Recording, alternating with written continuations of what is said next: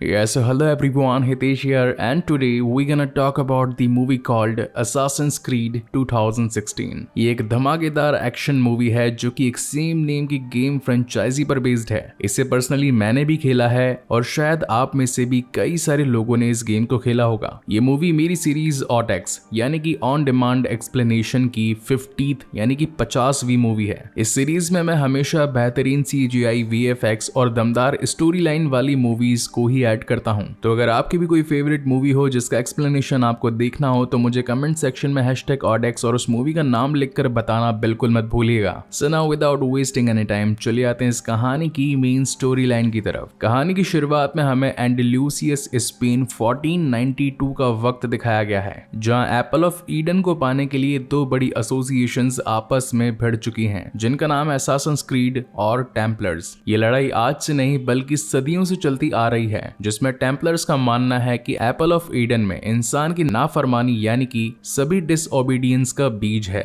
और Apple of Eden को जो भी पाएगा वो इंसानों की सोच पर काबू पा सकता है। लेकिन एप्पल ऑफ ईडन को पाना इतना भी आसान नहीं था, क्योंकि उसके पीछे न जाने कितने राजा महाराजा, तांत्रिक और बड़ी बड़ी एसोसिएशंस काम कर रही थी और फिलहाल के लिए जिम्मेदारी असैसिन्स को दी गई थी ताकि वो इसकी रखवाली कर सकें। इसी के साथ साथ मूवी में हम एक एंशिएंट असैसिन ब्रदरहुड को देख पाते हैं, जहां पर इनके नए मेंबर को बुलाकर उसे ओथ दिलाई जा रही थी। असैसिन्स की लाइफ का सोल पर्पस है एप्पल ऑफ ईडन की रक्षा करना। इस ओथ में उस असैसिन की रिंग फिंगर को काट दिया जाता है और अगर बात आए एप्पल ऑफ ईडन को बचाने की तो वो खुद और अपने परिवार वालों की जान को भी मुसीबत में डाल सकते हैं। कहने का मतलब साफ है कि उसके लिए वो अपनी जान तक को दाव पर लगा सकते हैं। जिसके बाद सीन शिफ्ट होता है यहाँ से करीब 500 साल आगे 1986 में, जहां में कैल लिंच नाम का एक लड़का दिखाया जाता है जो कि अपनी साइकिल पर कलाबाजी दिखाने की कोशिश करता है लेकिन गिर पड़ता है। जिसके बाद वो अपने घर की ओर निकलता है तो देखता है कि उसके फादर जोसेफ ने उसकी मॉम को वही असैसिन्स वाली सिग्नेचर ब्लेड से जान से मार दिया है। जिसके बाद वो उसे वहां से भागने के लिए कहते हैं। इसका मतलब ये था कि अब टेम्पलर्स की एसोसिएशन यहाँ पर आती ही होगी। इसका मतलब ये था कि असैसिन्स ब्रदरहुड 500 सालों के बाद भी चल रहा था और आज भी एप्पल ऑफ ईडन जिंदा है। जोसेफ की कॉस्ट्यूम को देखकर हमें साफ पता लगता है कि इनकी फैमिली भी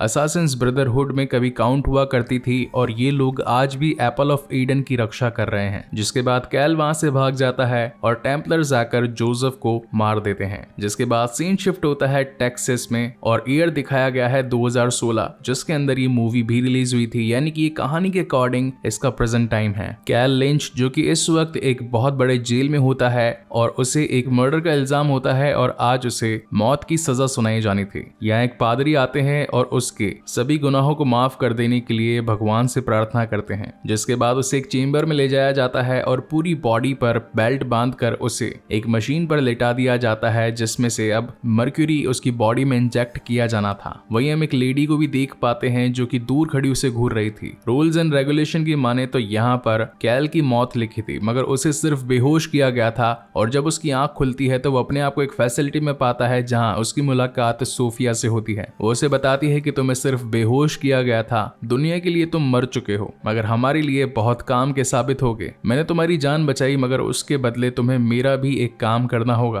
कैल को इस वक्त कुछ समझ नहीं आ रहा था कि आखिर मैं कहाँ हूँ, ये लोग कौन है और मुझे यहाँ पर लाया क्यों गया है। इसीलिए वो वहां से भागने की कोशिश करता है, लेकिन जो बेहोशी का इंजेक्शन उसे दिया गया था उसकी वजह से वो ठीक से चल भी नहीं पा रहा था। लेकिन कैसे तैसे अपनी बॉडी को संभालते हुए वो दीवारों से टकराता हुआ भागता जाता है और एट द एंड एक एज पर आकर खड़ा हो जाता है और देख पाता है कि ये तो बहुत बड़ी फैसिलिटी है जहां से भागना मुश्किल ही नहीं नामुमकिन है। सोफिया से बताती है कि वो ह्यूमन एवोल्यूशन के कल्याण के लिए एप्पल ऑफ ईडन को फाइंड आउट करने की कोशिश कर रहे हैं, जो कि एक्यूलर की यादों में बसा था और तुम्हारा DNA और तुम भी उसी के पूर्वज हो। हम तुम्हारी मदद से उस एप्पल ऑफ ईडन को पाकर लोगों के दिलों से घृणा, ईर्ष्या और वायलेंस को मिटा सकते हैं और इन्हीं सभी रीजंस की वजह से इस टेम्पलर एसोसिएशन को कैल की मदद की जरूरत है, जो कि एग्युलर का वंशज है। अब क्योंकि आखिरी बार उस एप्पल ऑफ ईडन को एग्युलर के पास ही देखा गया था, इसलिए सिर्फ कैल ही इनकी आखिरी उम्मीद थी जो कि इन्हें एप्पल ऑफ ईडन तक पहुंचा सकता था। जिसके बाद कैल को एक मशीन में ले जाया जाता है जिसे कि एनिमस कहा जाता है। इसकी बॉडी पर एक बेल्ट लगा दिया जाता है और 500 साल पुराने एग्युलर की कब्र में से जो उसके सिग्नेचर ब्लेड्स जिनकी जिनकी मदद से वो अपने कत्लेआम किया करता था, वही ओरिजिनल ब्लेड्स कैल को पहना दिए जाते हैं और फिर उस बॉडी से मिले डीएनए को कैल के डीएनए के साथ मैच करके उसकी यादों को 500 साल पीछे भेज दिया जाता है। सोफिया कैल को बताती है कि तुम अब उसकी यादों में जाने वाले हो, वो सब कुछ देख और महसूस कर पाओगे जो कि कभी एगुलार ने किया था, मगर वो किसी भी चीज को चेंज नहीं कर पाएगा क्योंकि कभी पास्ट को बदला नहीं जा सकता। अब यहाँ से ये वक्त बदलकर 1492 हो जाता है, जहां पर उन दोनों महान शक्तियां यानी कि अससासिन्स क्रीड और टेम्पलर्स के बीच में जंग छिड़ी थी। ये एप्पल ऑफ ईडन स्पेन के राजा सुल्तान मोहम्मद के पास था, तो टेम्पलर्स ये प्लान बनाते हैं कि अगर वो सुल्तान के बेटे को अगवा कर ले और उसके बदले एप्पल ऑफ ईडन मांगे तो वो इंसानी सोच को काबू कर पाएंगे। अब क्योंकि उनके महल पर तो हमला हो चुका था, इसी वजह से सुल्तान ने अपने बेटे को एक गरीब किसान के घर में छुपा दिया था, लेकिन टेम्पलर्स उसे फाइंड आउट करने में कामयाब हो ही जाते हैं। अब एक तरफ जहां उसके बेटे को जेल में डालकर राजा के पास ले जाया जाना था, वहीं दूसरी ओर वो किसान जिसने सुल्तान के बेटे को छुपाने में मदद करी थी, उसको भी मौत की सजा सुना दी जाती है। मगर ऊपर खड़ी असासिन्स की टोली इन सभी को देख रही थी और फिर आता है इस मूवी का एक one of the iconic scene जहां पर उन सभी असासिन्स और टेम्पलर्स के बीच में जंग छिड़ जाती है और इसी के साथ साथ हमें एक तगड़ा चेज सीक्वेंस भी दिखाया जाता है। मीनवाइल कैल को भी दिखाया जाता है जो कि अपनी यादों में उन सभी के साथ लड़ रहा था।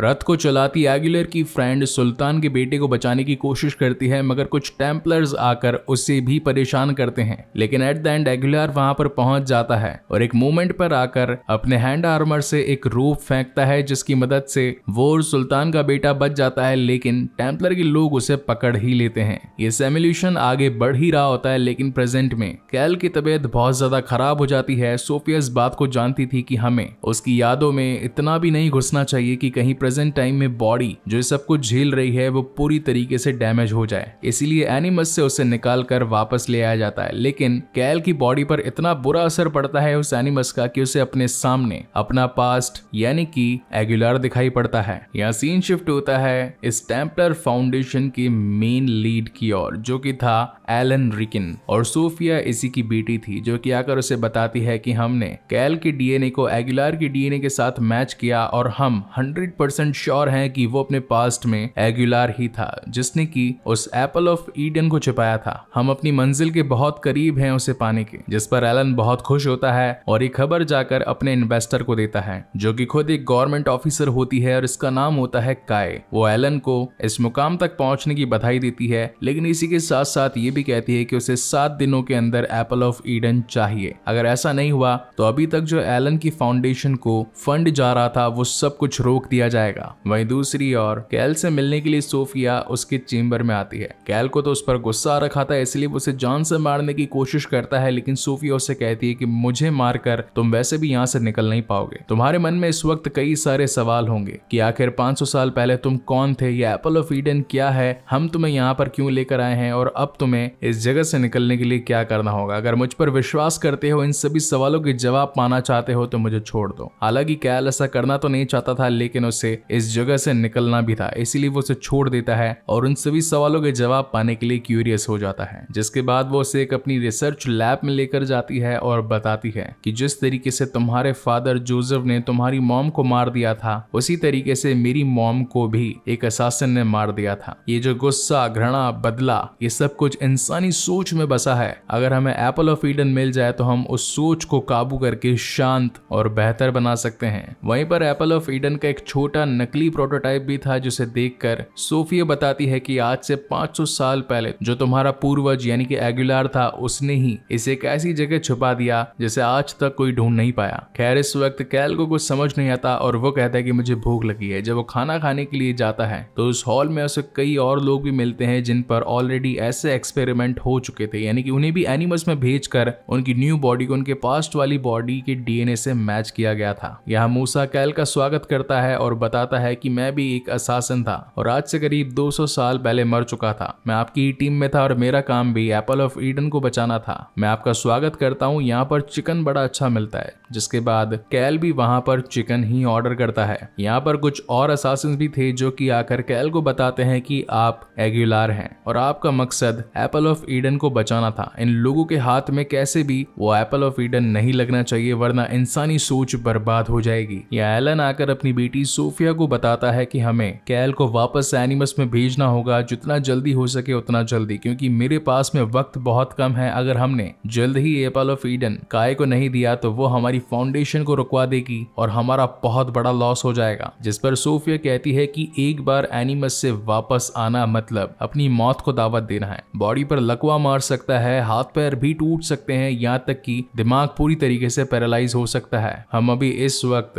कैल के साथ ये रिस्क नहीं ले सकते, अगर लिया तो वो कहीं मर भी सकता है। जिस पर एलन अपनी बेटी सोफिया को ये काम फोर्सफुली करने के लिए कहता है, जिसके बाद सभी गार्ड्स मिलकर कैल को जबरदस्ती एनिमस में डालने के लिए लेकर जाते हैं। कैल का दिमाग तो वैसे भी खराब हो चुका था क्योंकि उसे बार बार अपना पास्ट एगुलार दिखाई पड़ रहा था। वो अपने आप को चिल्ला चिल्ला कर पागल कहने लगता है, मगर वो गार्ड्स उसकी बिल्कुल नहीं सुनते और उसे एनिमस में ले जाते हैं। ये आगे इन सीन शिफ्ट होता है 500 साल पीछे एंडलूसिया स्पेन में, जहां पर टेम्पलर्स का लीडर टॉर्कमादा, स्पेनिश में टॉर्क्वेमादा, नेम फनी है, इन असासिन्स को जिंदा जलाने की सजा सुनाता है और आम लोगों में ये गलत फहमी फैलाता है कि हिंसा और बदले की भावना हम नहीं बल्कि ये असासिन्स फैला रहे हैं। अगर ये खत्म हो जाएंगे तो दुनिया में शांति आ जाएगी, जो कि बिल्कुल झूठ था। जहां पर कैसे तैसे एगुलार अपने हाथ की जंजीरों को खोलकर उसकी पार्टनर मायरा के भी हाथ खोल देता है। और यहाँ पर अगेन कहानी का एक और आइकॉनिक सीन आता है जहां पर ये दोनों ही टेम्पलर से भरी हुई जगह में से अपने आप को बचाते हुए निकलते हैं। काफी सारी छतों पर कूदते फांदते हैं और एक घर से दूसरे घर में खिड़कियां तोड़ तोड़ कर निकलते हैं जहां सभी टेम्पलर्स उनके जान के भूखे थे। और फिर आता है एक वो सीन जो कि इस मूवी को गेम से कॉपी किया गया है, या फिर कहें कि दोनों का ही सेम है। इस बड़ी जंप को कहा जाता है द लीग ऑफ फैथ, जो कि हमने कई बार गेम्स में भी देखी है। ये जंप इतनी बड़ी और खतरनाक थी कि प्रेजेंट टाइम में जब कैल उस जंप को लगाता है तो अपनी बॉडी का पूरी तरीके से कंट्रोल खो देता है और एक तरीके से हाफ पैरालाइज्ड हो जाता है। सोफिया उसे एनिमस से निकालकर उसकी बॉडी को रीहीलिंग के लिए भेज देती है, जिससे कैल की बॉडी को अगेन ठीक किया जा सके। हालांकि इस वक्त कैल के पैर काम करने तो बंद हो चुके थे, लेकिन हाथ पैर और दिमाग अभी भी चल रहा था। सोफिया उसे बताती है कि अगर हम तुम्हें जबरदस्ती बार बार एनिमस में लेकर गए तो तुम अपना दिमागी कंट्रोल खो दोगे। मैं चाहती हूँ कि तुम खुद की मर्जी से एनिमस में जाकर उस एप्पल ऑफ ईडन का पता लगाओ ताकि हमारी भी मदद हो सके और तुम्हारी भी। जिस पर कैल उसे साफ साफ मना कर देता है। यहाँ सीन शिफ्ट होता है एलन पर, जो कि कैल से मिलने आया था और बताता है, आज मैं तुम्हें एक ऐसी सच्चाई से रूबरू करवाऊंगा जिसका जवाब तुम हमेशा से पाना चाहते थे। जब तुम्हें मौत की सजा सुनाई जा रही थी और तुमसे तुम्हारी आखिरी इच्छा पूछी गई थी तो तुमने कहा था कि मैं मेरे बाप को नर्क में देखना चाहता हूँ, लेकिन नर्क में पहुंचने से पहले उसका मरना भी तो जरूरी है। चलो आओ तुम्हें तुम्हारे पिता से मिलवाता हूँ। जिसके बाद पहली बार कैल इतने सालों के बाद अपने फादर को देख पाता है, यानी कि जोसेफ को, जिसे इतने टाइम तक एलन ने अपनी इस फैसिलिटी में कैद करके रखा था। वो एलन को सिग्नेचर ब्लेड भी दे देता है ताकि वो जोसेफ को मार सके। और जैसे ही वो ब्लेड लेकर अपने पिता के गले पर लगाता है तो जोसेफ कहता है कि मैंने अपनी पूरी जिंदगी एप्पल ऑफ ईडन की रक्षा में निकाल दी और मैं चाहता हूँ कि तुम भी इसमें मेरी मदद करो। ये लोग जो कि इंसानी सोच पर काबू पाना चाहते हैं, ये अपने काम में कभी कामयाब नहीं होने चाहिए, इसमें तुम्हें मेरा साथ देना होगा। लेकिन कैल को अपने पिता पर तो गुस्सा था क्योंकि उसने उसकी मॉम को जान से मार दिया था, इसीलिए वो अपने पिता पर गुस्सा निकालने के लिए एनिमस में अगेन जाने के लिए तैयार था और एप्पल ऑफ ईडन का पता इन टेम्पलर्स को देने के लिए भी तैयार था। मगर रास्ते में आगे जाते वक्त उसका ब्रदरहुड, जो कि एक टाइम पर सभी असासिन्स थे, वो ऐसा करने से कैल को रोकने लगते हैं। यहाँ पर इनके बीच में काफी अच्छी फाइट भी होती है, लेकिन अब तक कैल के दिमाग पर एगुलार बहुत ही तरीके से हावी हो चुका था, इसलिए उसकी फाइटिंग स्किल्स में इजाफा हो गया था और वो अपने ही दोस्तों को मार मोरा के एनिमस में पहुंच जाता है और 500 साल पीछे जाने के लिए तैयार होता है। उसे एनिमस के लिए प्रिपेयर कर दिया जाता है और यहाँ हम देख पाते हैं टॉर्क्वेमादा को, जो कि इस वक्त सुल्तान के पास उसका बेटा लेकर आता है और कहता है कि इसके बदले हमें एप्पल ऑफ ईडन चाहिए। सुल्तान ने अपने घर की एक दीवार में उस एप्पल ऑफ ईडन को छिपा रखा था, जो कि अपने बेटे के बदले उसे देने के लिए तैयार हो जाता है। टॉर्क्वेमादा अपना हाथ आगे बढ़ाता है और उस एप्पल ऑफ ईडन को सूरज की रोशनी दिखाता है और कहता है कि अब हम पूरी दुनिया पर काबू कर सकेंगे, उसकी सोच को बदल सकेंगे। लेकिन इतने में ही ऊपर खड़े एगुलार और मायरा अपने स्मोक बॉम्ब वहां पर फेंक देते हैं। हर तरफ धुआं धुआं हो जाता है और इसी बीच टेम्पलर्स और इन दोनों के ही बीच में जमकर फाइट होती है। टॉर्क्वेमादा का कमांडर मायरा को अपने कब्जे में ले लेता है, वहीं दूसरी ओर एगुलार टॉर्क्वेमादा को पकड़ लेता है। अब इन दोनों के ही बीच में एप्पल ऑफ ईडन के लेन देन ईडन की बातचीत होती है, लेकिन मायरा इस बात को जानती थी कि इस एप्पल ऑफ ईडन के लिए वो खुद की जान कुर्बान भी कर सकती है और इसीलिए वो उस कमांडर के चाकू से अपने आप को मार लेती है ताकि एगुलार एप्पल ऑफ ईडन को टेम्पलार्स के हवाले ना करे। और अब तो एगुलार को बहुत ज्यादा गुस्सा आ चुका था और वो इन सभी को मारता मारता आगे बढ़ रहा था। मीनवाइल हम उन सभी असासिन्स को भी देख पाते हैं जो कि कभी एगुलार के बेस्टीज हुआ करते थे और यहाँ पर वो एनिमस को तबाह करने के लिए उस पूरी कॉर्पोरेशन के हर इलेक्ट्रॉनिक गैजेट, वहां के गार्ड्स और महंगी चीजों को तबाह करने लगते हैं। ये दोनों ही फाइट्स पैरेलल चलती जाती है। यहाँ स्पेन में एगुलार अपनी जान बचाने के लिए एक बहुत बड़ी जंप लगाता है, जिसे कि मैंने कहा था लीक ऑफ फेथ भी कहा जाता है। और इतनी बड़ी जंप वो 500 साल जो पहले लगाता है इस प्रेजेंट टाइम में, जब कैल उस जंप को लगाता है तो एनिमस पूरी तरीके से टूट जाता है। और ये वो मोमेंट था जहां पर एगुलार और कैल आपस में मिल चुके थे। यहाँ पर कैल को अपनी फैमिली भी दिखाई पड़ती है जो कि उसे कहती है कि इस एप्पल ऑफ ईडन को बचाने के लिए हमने इतने सालों तक इन टेम्पलार से फाइट करी और अब एक सिर्फ छोटे मोटे गुस्से की वजह से तुम इतनी बड़ी चीज को उनके हवाले कर रहे हो। ऐसा करना गलत है कैल, हमारी जनरेशन को तुम पर नाज नहीं होगा अगर तुमने ऐसा किया तो। जिसके बाद कैल को भी ये बात समझ में आती है और अब वो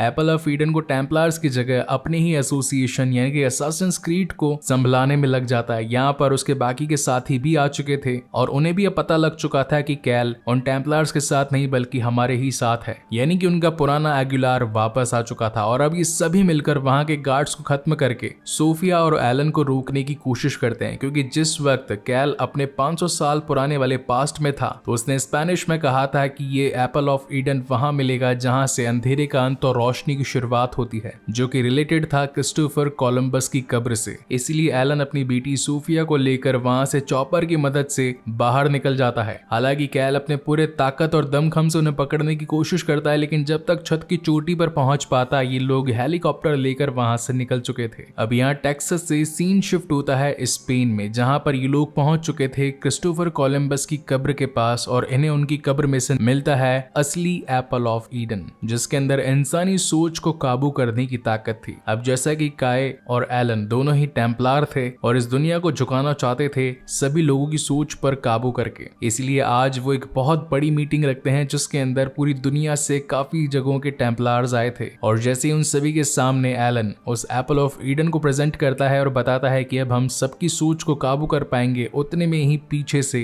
एगुलार आ जाता है और उसका गला काट देता है और इसी के साथ साथ उस एप्पल ऑफ ईडन को लेकर वहां से भाग जाता है। उस पूरी जगह भगदड़ मच चुकी थी और हर कोई अपनी जान बचाकर भाग रहा था। सोफिया अपने पिता एलन के पास आती है, लेकिन हम व्यूअर्स ये देख पाते हैं कि इसके चेहरे पर कोई दुख या शिकन नहीं बल्कि खुशी होती है, क्योंकि वो जानती थी कि उसके पिता गलत काम कर रहे हैं और हमेशा बुरे काम करने वाले का अंत ही होता है। जाते जाते वो अपने पिता को कहकर जाती है कि अब वो उसकी पूरी प्रॉपर्टी की मालकिन बन चुकी है। वहीं कहानी के एंड में हम देख पाते हैं एगुलार और उसके कुछ दोस्तों को, जो कि एक असासिन ब्रदरहुड थी और ये लोग तैयार थे अगेन एप्पल ऑफ ईडन को उन टेम्पलार से बचाने के लिए। और इसी के साथ ये मूवी यहीं पर खत्म होती है। सो गाइस, आपको ये वीडियो कैसा लगा प्लीज मुझे लाइक और कमेंट करके जरूर बताइएगा और अगर पहली बार इस चैनल पर आए हैं तो इसे सब्सक्राइब जरूर कीजिएगा, क्योंकि इसके बाद मैं अपनी ऑडेक्स सीरीज को और आगे लेकर के जाऊंगा और अगेन बेहतरीन मूवीज को आपके लिए प्रेजेंट करूंगा। सो तब तक के लिए keep watching and stay safe and again thank you so much guys for watching this video. मिलते हैं अगले वीडियो में।